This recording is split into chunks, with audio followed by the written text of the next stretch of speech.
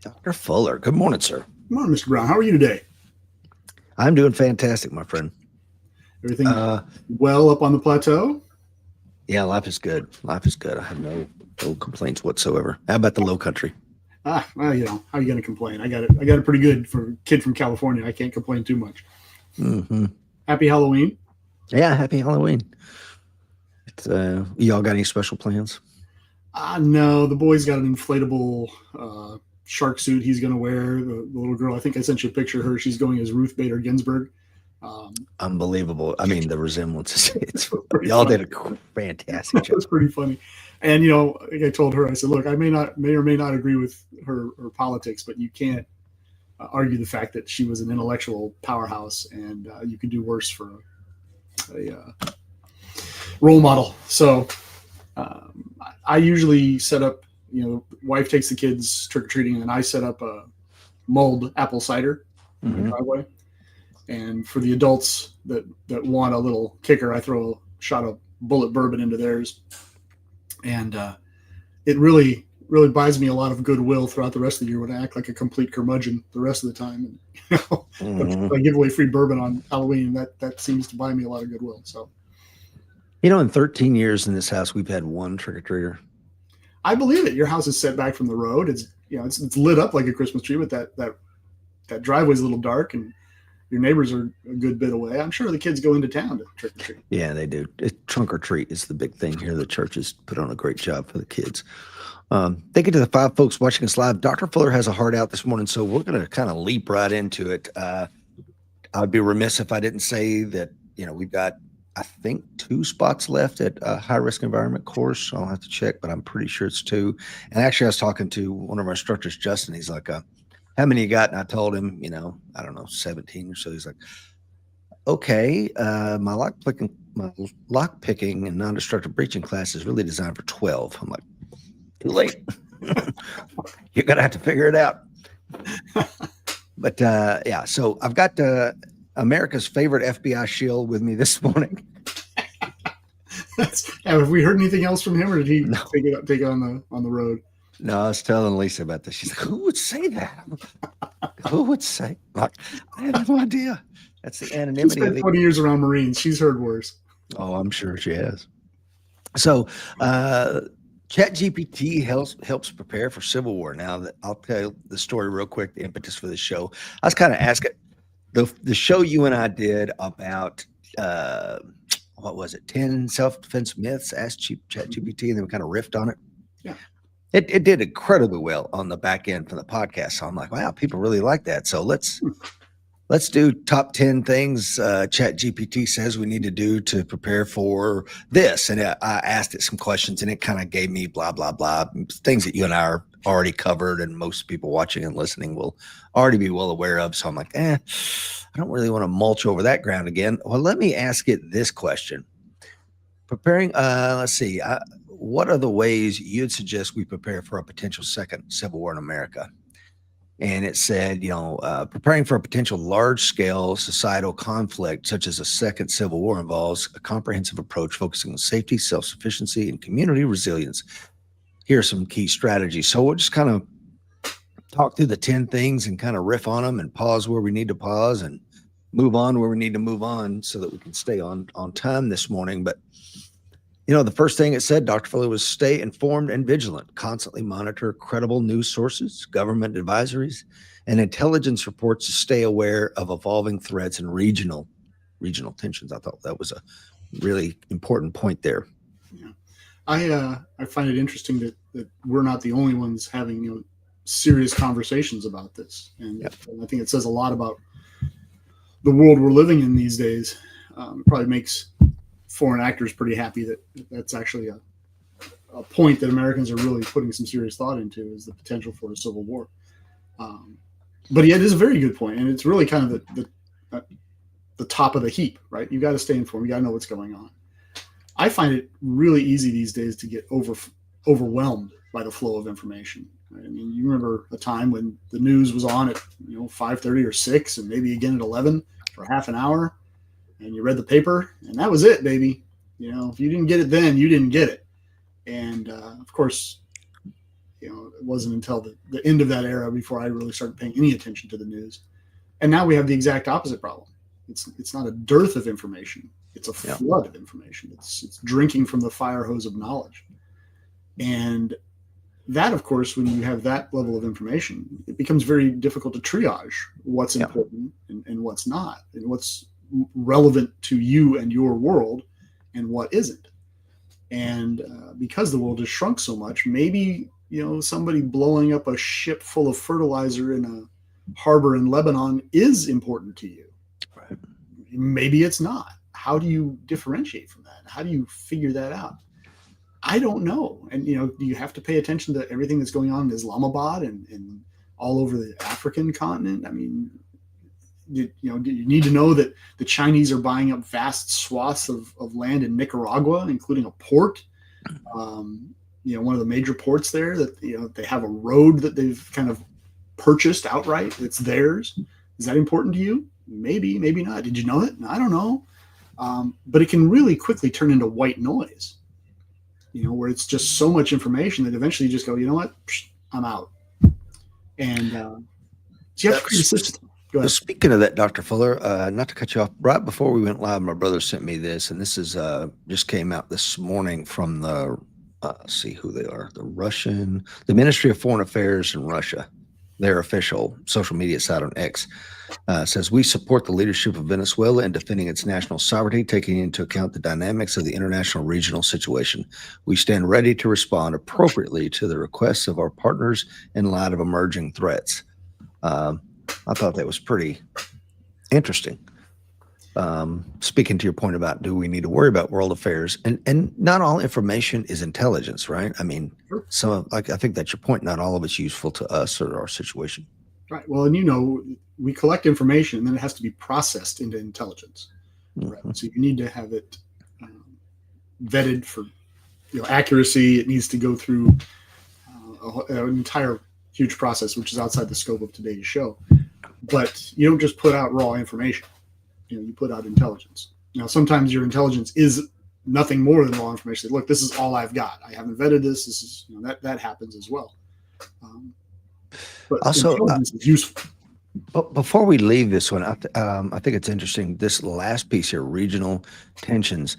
I thought, speaking of, if you're one of the 10 folks just joining us live, Dr. Fuller and I, we asked AI to say, if we were to prepare for a second civil war here in America, what are your top 10 tips? And this is what ChatGPT spit it out as a number one.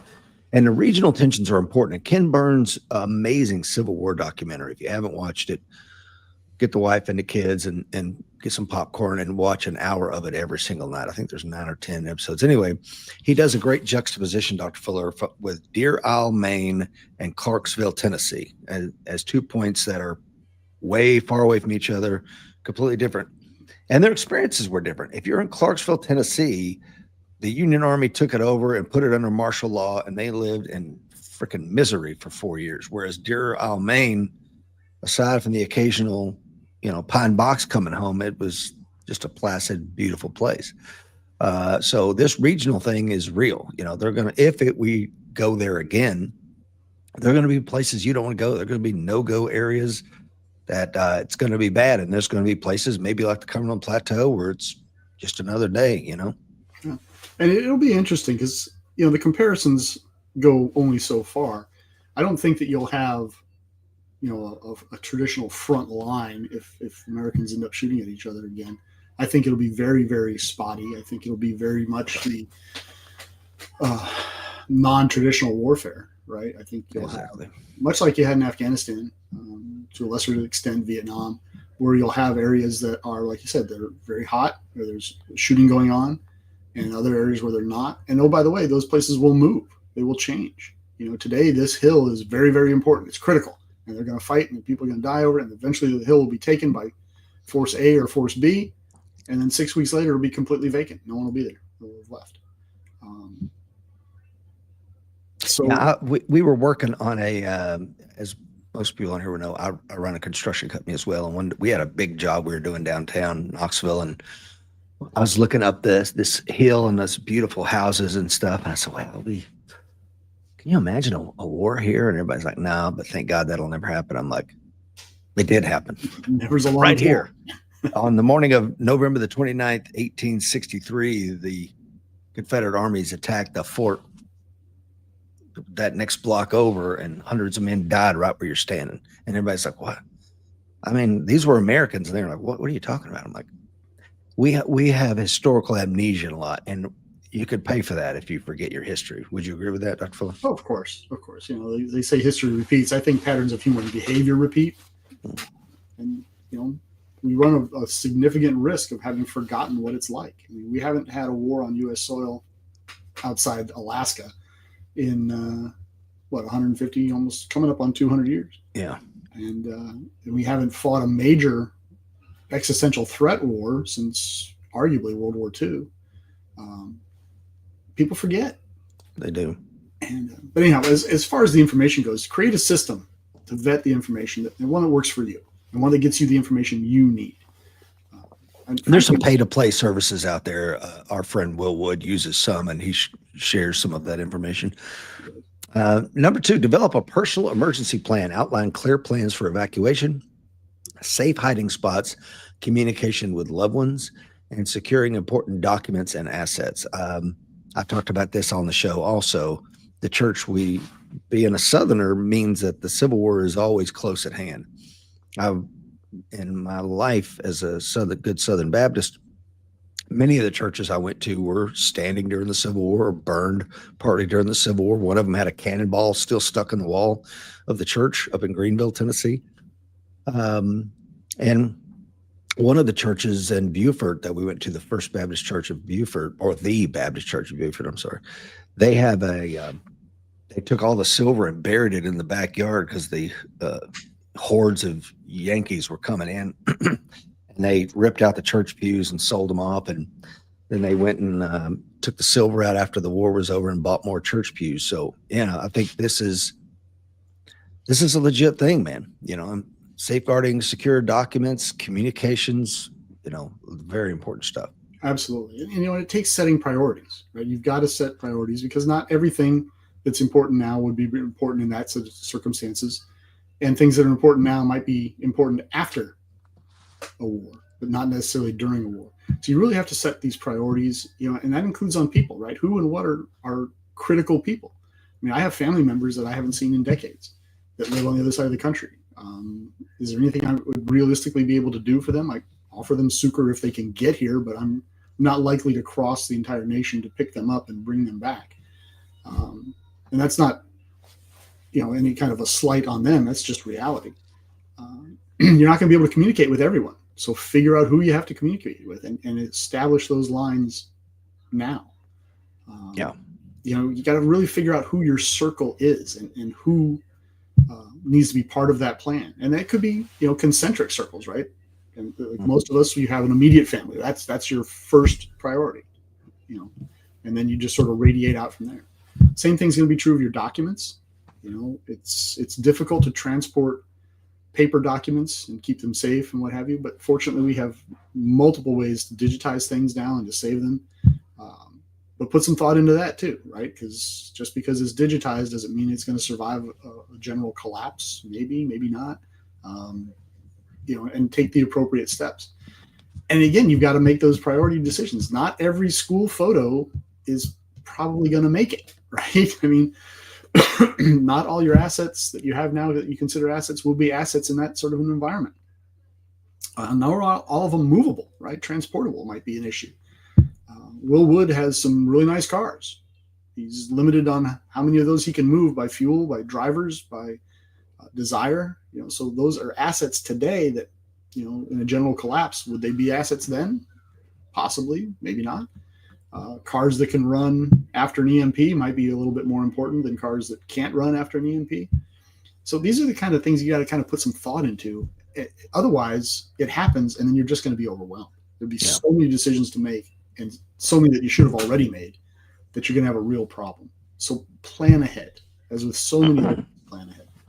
Speaking of plan ahead, number 3 is stockpile supplies. Maintain reserves of food, water, and medical supplies, fuel, and essential gears to sustain yourself and your family for at least several weeks or longer. And if you're just joining us, thank you to the 14 folks watching live.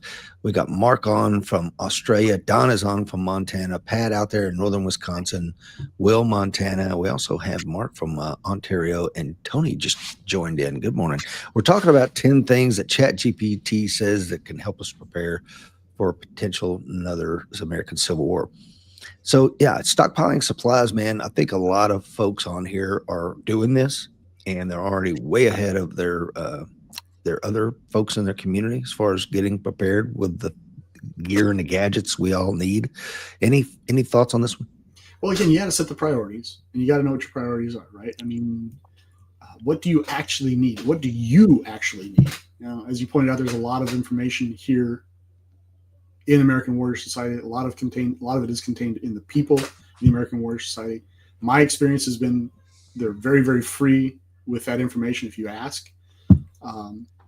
And we, as a point I've made on here many, many times, the more you know, the less you have to carry. Bingo. So stockpile the supplies, but know how to get supplies as you go. The Silcock key that we talk about a lot, or that we have talked about a lot, is a perfect example. It's a tiny little key, but it will turn on water spigots on the outside of municipal buildings anywhere in the country. So that's a tiny little thing most people don't know. You do know it. You buy the tool now for $10 off of Amazon. You throw it in whatever bag you have, and you're done. And when you need it, it's there. Right. Have your supplies. The whole idea of a bug out for me is an absolute last ditch. My house is on fire kind of thing. Yeah. I'm bugging in. I'm bunkering up, and I'm staying here as long as I can. But I also have plans for, okay, it's not possible anymore. Things outside my control have occurred. Have the stockpiles of stuff you need. This includes medication, folks. You can go a long time without food and water, but maybe you don't make it a week without your widget meds. And I know people that are in that boat. I know people that think they're going to survive, post-apocalypse, and they're 400 pounds. They're diabetic. They're hypertensive. They're on a dozen different medications. They're insulin dependent. And I'm like, here's a thought. Rather than stockpile 10 years worth of, dehydrated food, maybe you should go for a jog. Yeah. So I would put that in that supplies category too. These things are important, and you got to put some thought into it before. Speaking of dehydrated food, Tony, Tony that's on today. He makes his company make some amazing freeze-dried food, and my brother has been raving about it. Tony was gracious enough to give me some, and I kind of put that in my survival kit. And Jeff's like, man, you got to try the sausage biscuit and gravy. So I did, and it is fantastic. And it had been in that bag for 5 years. And I, being a Southerner, brother, I make biscuits and gravy every Sunday morning. And I can speak. It is fantastic. So if you have a link, Tony, go ahead and please throw that up, and we'll give you a shout out, because it is phenomenal stuff. Number 4, enhance self-defense capabilities, continue firearms proficiency, consider training in hand-to-hand combat, and acquire tools for defense and survival like knives, flashlights, and non-lethal. I think, and everybody on here this morning is doing that. I know they are. As are you, Dr. Fuller. Of course, I am as well. And we've got the course we got coming up, et cetera. But I like this point about non-lethal. I'm sure you remember when we had Manhar on here during the riots in South Africa. And that was the thing that he really talked about, was the less lethal, how that they ran out of that quick, whether it was less lethal shotgun rounds, pepper spray, because you don't want to kill every looter that's coming, just looking for food. I mean, that's not a good strategy, ethically or morally or freaking legally. But you do need to get rid of those people. So how do you do that? So I'm telling you, man, after that show with him, I went out and spent $200 on less lethal shotgun ammo, and just put it in my wall lockers, locked it up, and hopefully I'll never need it. But if I need it, man, it's good to have. What are your thoughts? Oh, it's a absolutely brilliant idea, and it's a glaring hole in my own prep. Matter of fact, if anybody knows where you can get paintball guns, and I know I can get paintball guns, but the pepper balls, I would really be interested in a source for pepper balls. And I'd really love to find sting ball grenades, but I think those are going to be tough to find. But you know, as I you have some, by the way, and I'm a hero. yeah, I'll try to put a link in today's show notes. Yeah, I mean they're nothing that grand, but again, it's all it is freeze dried peas. The thing is, instead of like the sting ball grenades we had when I was on the special operations team at the sheriff's department, they're just filled with freeze dried peas and they go everywhere. So they're biodegradable. They're earth friendly. But no pepper or no capsaicin in them. No. Still, Yeah. Things start exploding. People tend to unask the AO, as it said. Bingo. Exactly. I would, agree with you that most of the regular viewers of American Warrior Society and Coffee with Rich will be all over this one. But I would say the folks that are just starting out, people that are just now finding this show, you got to start with figuring out what exactly are you capable of, right? What is in your wheelhouse and what can you do? Because the time to find out you're incapable of shooting another human being is not in the moment where you're required to shoot another human being to perpetuate your own life. Knives, not people. I talk to people that are like, "Oh, I've got a knife." I'm like, yeah, but it's a lot easier to shoot someone than to stab someone. Yeah. And, so for Can we talk about that briefly? Of course. So I think a lot of people haven't, like you said, I think you're alluding to, they haven't thought this through. How are you going to take someone's life with an edged weapon? It's going to be through exsanguination. So that means they're going to have to bleed out, and that's going to take minutes. A lot of people have survived a stabbing of 20, 30 times. I mean, these are gruesome wounds. And as Michael Janet, you and I have trained with him multiple times. He says, what does your work product look like when you're done using an edged weapon? It looks horrific. So we need to think about it. So in his how to use an edged weapon, he calls it defanging the snake. You're just cutting tendons so that they can't use their hands. And if they can't use their hands, they can't hold a weapon, and therefore they're no longer a threat to you. And you make a couple of ballistic cuts and they can't hold anything, and they're no longer a threat. So I think that's the point you're making, right, Dr. Fuller? Absolutely. Well, you've got to put some thought into, can I do this? Right. And poking somebody with a sharp pointy is not as easy as Hollywood would make you think. So a lot of folks I've talked to that haven't put thought into it, just I have a knife. It's a bluff for them. And we said it before on the show, violence is not a bluff, right? You don't bluff violence. You need to be prepared to go through, because if someone calls that bluff, and believe me, there are gangbangers out there that have had guns pointed at them. They've been shot. They've had knives pulled on. They've been stabbed. It is not the end-all, be-all that you might think it is in your world, because you're from the burbs. Right? Mm-hmm. So you really got to put some thought into what is your method. And look, hope is not a strategy, folks. It's a wonderful, wonderful emotion. And it can get you through a lot of hard times, but it's not a good self-defense strategy. And hiding, for example, is another great element of any self-defense plan, but it can't make up your entire plan. So you really got to put some thought into it. And look, if the absolute peak of your capability, emotionally, morally, ethically, whatever is stopping you, is less lethal, then get the less lethal and train with the less lethal. Whatever these things are, you got to know what you're doing. Look, can you stop a fight with a knife with a 3-inch blade in one stab? Yeah, you can.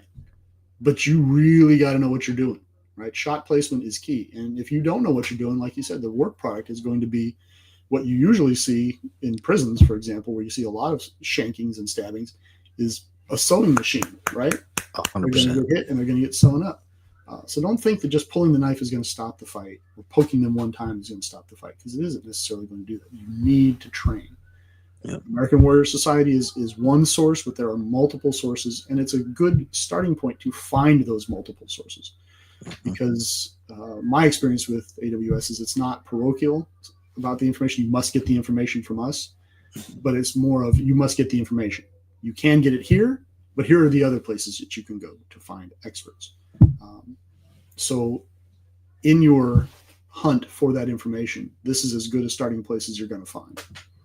Oh, thank you, brother. Tony mentions the Apple River stabbing. Look at that. One stab in the belly and the guy's intestines came out and everybody freaked out. The other guy, he poked one time. It went straight to the heart and killed the kid. And of course, he's going to die in prison.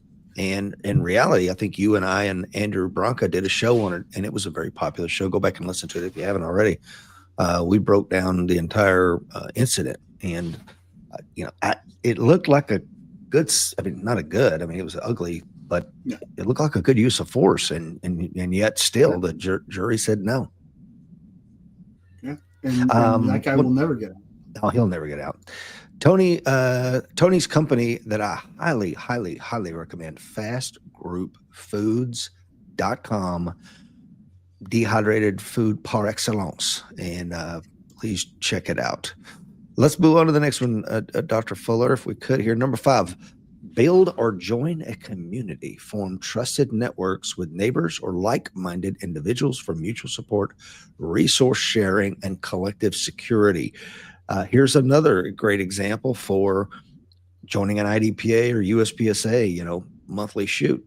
These are going to be like-minded people. They're going to be competent, capable individuals that you can start breaking bread with now. The wives get to know each other, and you guys become a little sewing circle. You get a text thread going, and you're going to be able to lean on each other if things go south.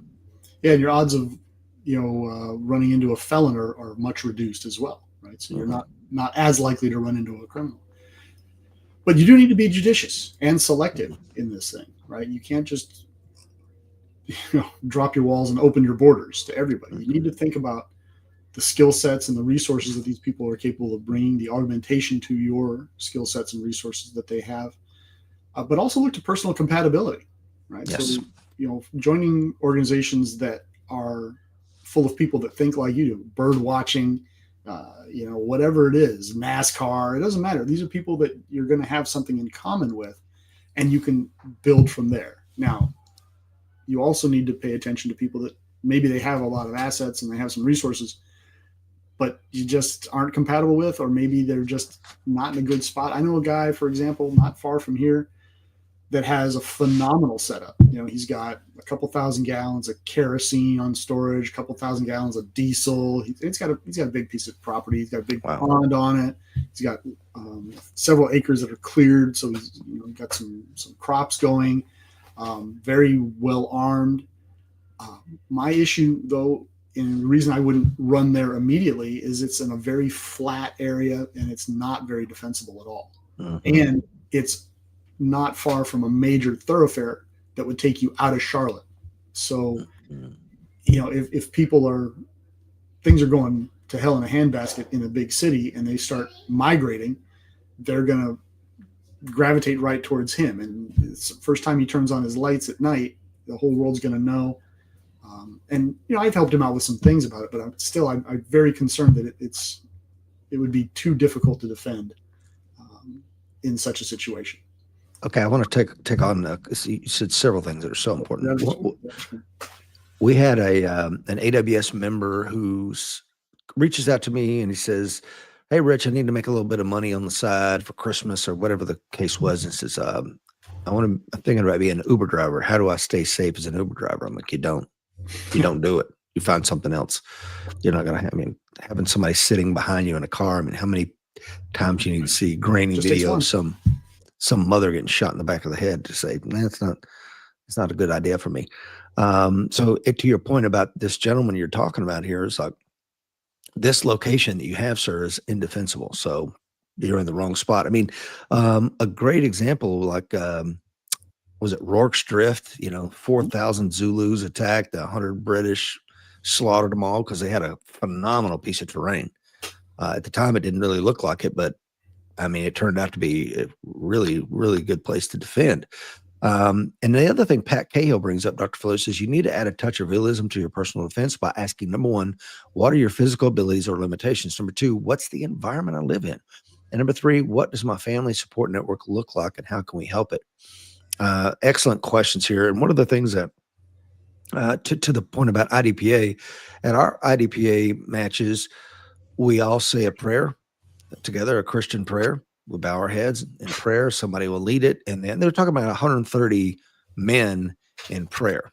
And then they raise the flag and we all say the Pledge of Allegiance, and then we break down in squads and take off. So I think that's, when I say like-minded, that's kind of where I'm going with that. But Don says, if your local IDPA club, faced Mecca and, there's a call to prayer at the beginning, maybe that's not the club for you. Maybe it is. I'm just saying, to your point, you need to consider these things, because in a high stress situation, these are considerations. They're not necessarily the be all end all, but they are absolutely considerations, and they can form a solid foundation from which you can build. Yeah. Don says, Rich, my wife just blew up. She's listening over my shoulder when you said sewing circle. I was bugged out. She's a great seamstress, but she's also a former Army officer and shoots better than some guys. Yeah. I mean, no disrespect on that. I mean, when me and the guys get together, that's a sewing circle. I mean, any kind of social interaction can be a sewing circle. So obviously no disrespect on that, but let's get on to the next one here, Dr. Fuller.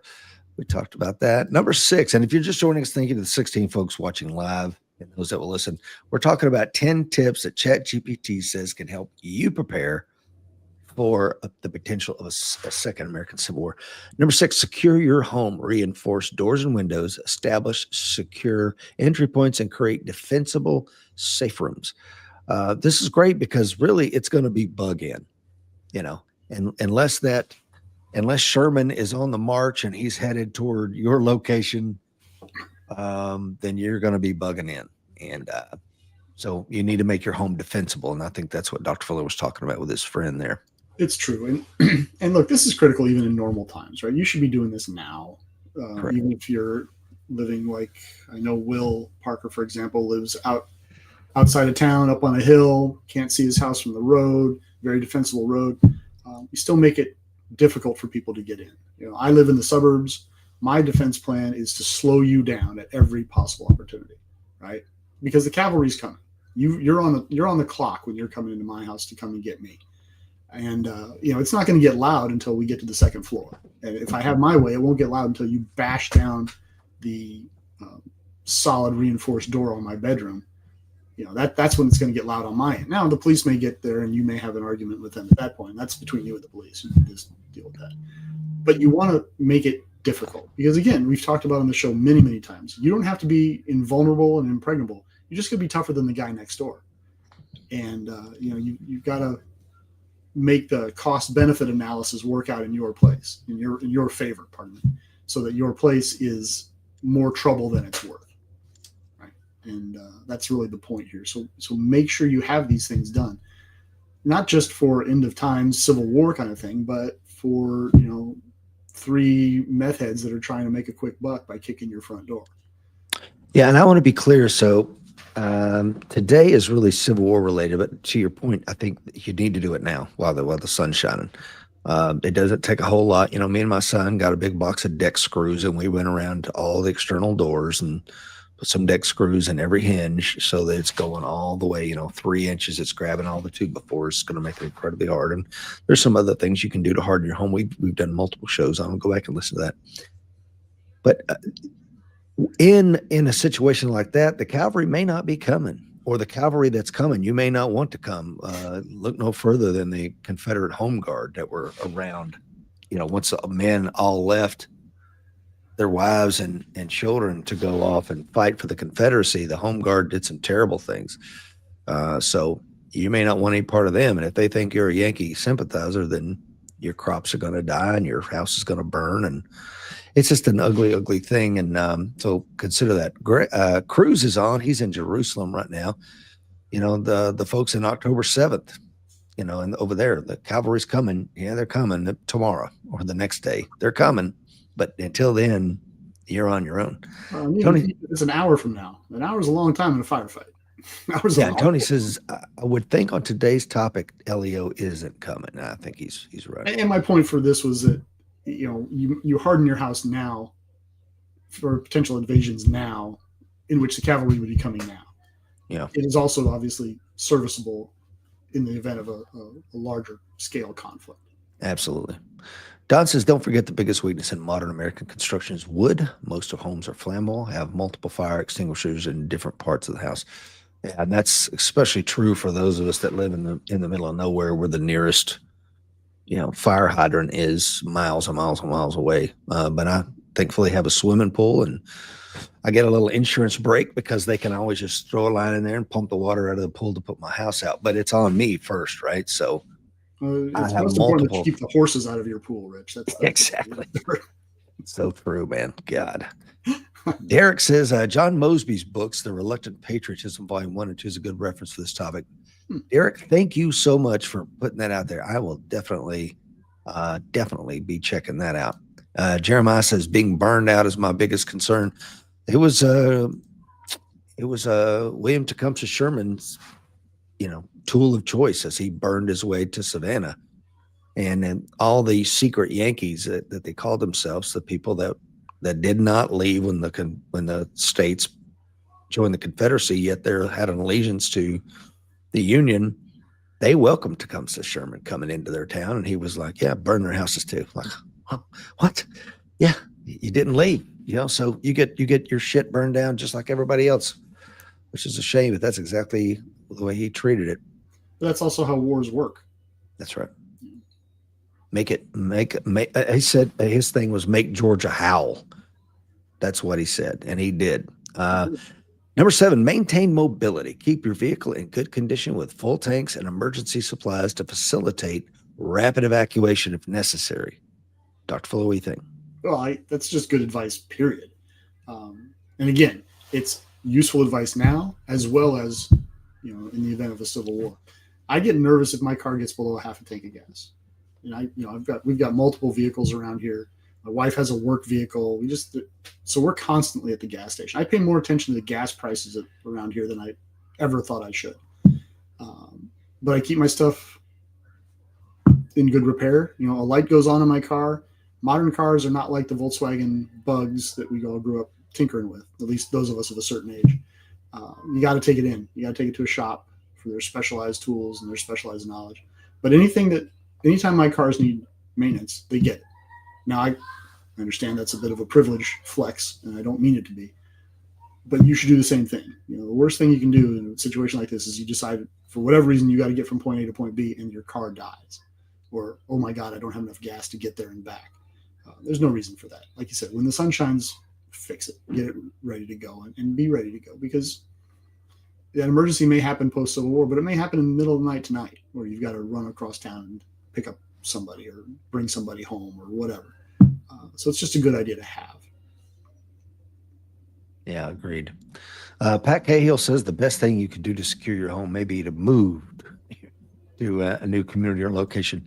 And that's what I was saying, here on the plateau, it may be just something you read about in the news. If it's a regional conflict, it may not be something we have to worry about. Tony is on from Rhode Island. Will Parker says winter has already begun in our county. It isn't unheard of that the patrol commander tells 911 to tell the caller the deputies aren't coming. We live in a very large county. Brian says, to Pat's point, most of us are not the runner, puncher, grappler, survivalists we once were. Brutal honesty with ourselves is a must in this conversation. He's absolutely right. Yeah, it's true. You've got to make these decisions based on your circumstance, and you've got to be brutally honest with yourself. There was a time when I could run 5-minute, 30-second miles. That's decades gone, right? That's not happening. So plan accordingly. Absolutely. You have to know your capabilities and limitations. And if somebody else has that ability, that's good. They can be used in those capacities.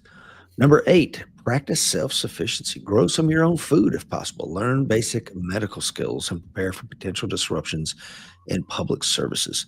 This is a big one here. Yeah, we're going to see some of this probably tomorrow, right? When the EBT cards go broke. Potential disruption in public services. If you're dependent on something, it is a control point, folks. I have friends with teenage kids, and they're like, "Oh, these kids are out of control." I tell them all the time, they have a phone, they have a car. Those are great, but those are control points, right? You can yank that phone like today, and for you and I to have our cell phones go out is like, oh man, that's annoying. For a teenage kid, it's the end of the world, right? It's Armageddon. It's all done. Oh boy. Excuse me. Yeah, of course. On this topic, man, here's an interesting one. 40 million Americans are about to lose their food stamps. This should be the best example for why socialism and communism are dangerous. A government who can feed you can also starve you. And that is a huge takeaway for what's going on with these folks that are losing it. So I think growing some of your own food, learning basic medical skills, which we're going to be talking about at our upcoming course, and you can find inside the American Warrior Society. Um, Preparing for potential disruptions in public services are a good thing. So if you don't have a generator, maybe you need to have one, because like Will Parker's community, there's nobody coming. You're on your own. And if you live in Montana, you're probably used to that. Number 9, stay physically and mentally fit. Physical fitness enhances survival skills, and mental resilience helps cope with stress and uncertainty. And I think everyone would agree with that, because if you're physically fit, your body can take stress a hell of a lot better than someone who's already in a compromised state. Would you agree, Dr. Fuller? Absolutely. Can you hear me okay? I had a little comment. Absolutely, yeah. Yeah, look, if all else fails, you should be able to get on your leather personnel carriers and move out, right? Mm-hmm. You should be able to move. If you can't move, you are severely, severely handicapped. So stay physically fit. If religion is a part of your life, then you need to be straight with your God, right? You need to be okay with how things are, and you need to be morally fit and mentally fit, because the last thing you want to do in a high stress situation is be wrestling with your conscience about something, or have problems in areas that aren't directly related to survival, but are a big problem to you, because they can become mentally debilitating. You don't want to be in that boat, folks. I'm telling you, combat is hard, right? It is really, really hard. And if you've got distractions or other issues floating around, unresolved problems, they will fester and make things more difficult than they need to be. Yeah. Tony says, he's got a ham radio license, and I know a lot of our members do. This is a glaring hole. I acknowledge it, the ability to communicate like that. I've played with it off and on. It's just something that can't hold my attention for whatever reason. I guess I see a squirrel and I just lose it, and it's one of those things that here I'm hoping that somebody in my circle will be like, Rich, I'm going to hold your little hand and I'm going to walk you through this, because, and I'm a slow learner, Dr. Fuller, but you need to sit here while I suck my thumb and watch you go through the motions, because it's mind-boggling to me. It might well be a good topic for a future high-risk environment course, is to have an instructor come in and do exactly that. Because I'd be hope you're listening, Tony. Get him out here and have him walk us through the process. Yeah, 100%. I think that's a fantastic idea. So stay fit. It'll help with the mental resilience and stress and uncertainty. Number 10, the final one, Dr. Fuller, legal and ethical preparedness. Understand the laws regarding weapons, self-defense, and civil responsibilities to ensure actions are lawful and ethically justified. One thing that I would say about this one real quick is, when the new governments come in, and I mean, every single town was ruled by some general, some Union general when he came in and took over the southern town, and there was no two sets of military orders that were identical. Everyone would, put their own laws in place and execute you on the spot if you failed to follow them. So this is a big one, because if it does happen, the second Civil War, your neighbors in a neighboring county may be under somebody else, and they have a completely different set of rules. And one of the ones that was often cited is in New Orleans, said, like, if a lady breaks a curfew, they would be treated as a lady of the evening, and yeah, I forget it doesn't matter. You can look it up. It's like order number 27 or whatever in New Orleans. And basically all the men could have their way with her, because she's a lady of the evening. She's breaking the curfew, so do what you want. Wow. So this gets ugly, man. This is not something that there's some assholes out there, Dr. Fuller, and I don't mean to use foul language on here, but they're almost cheering for something like this. I'm like, you have no clue what you're talking about. And warlords were a thing in Afghanistan when I was over there. And literally you cross a road, cross a river, and you're in a different warlord's territory, and things change dramatically. If there's a breakdown in civil order that would attend a civil war in this country, it's going to get real balkanized real fast, right? Because like you said earlier, maybe where you are is largely untouched by the war, and therefore the laws continue to exist as they were. Maybe you're on the forward edge of battle, right? And now there are no laws, and there's no law enforcement, right? And there's, things have gone horribly, horribly sideways. mental flexibility, the ability to adapt to these things, be ready for them, understand the way things are, and be flexible to the idea that things may change. Agreed. It's chaos. War is simply chaos, and it's something to be avoided at all costs. And anybody who's ever been in a war will say the exact same thing that I'm telling you right now. Avoid it, right? Cast a vote, but let's not shoot each other, right? Because that's not where we want to be. No, it's definitely not. Dr. Gordon Botson is on. Good morning, sir. The final thing that it says here, and I know you got to get going, Dr. Fuller, says, while these suggestions focus on preparedness and resilience, it's also essential to stay peaceful and engaged in community efforts towards stability and reconciliation whenever possible. And I loved that it included this little blurb at the end. It's so important. Reconciliation, one of the darkest periods wasn't just the Civil War for the South, it was the reconciliation. The Reconstructionist phase was a generation, of trying to bring the South to heel, and it was ugly. And there was burnings and lynchings and shootings and killings. My great-great-grandfather on my mother's side, Robert Abernathy Allen, he hid in the mountains throughout the Civil War. And so he was 45 at the start of it, tried to join the Union Army up in Irwin, Tennessee, right on the North Carolina border up in the mountains. They wouldn't take him. So he hid out, and his wife and daughters had to bring him food, and there was a bunch of men up there. Well, long story short, after the Civil War, the men came down. Well, one day, his wife, Serafina, was waiting. This would be my great-great-great-grandmother.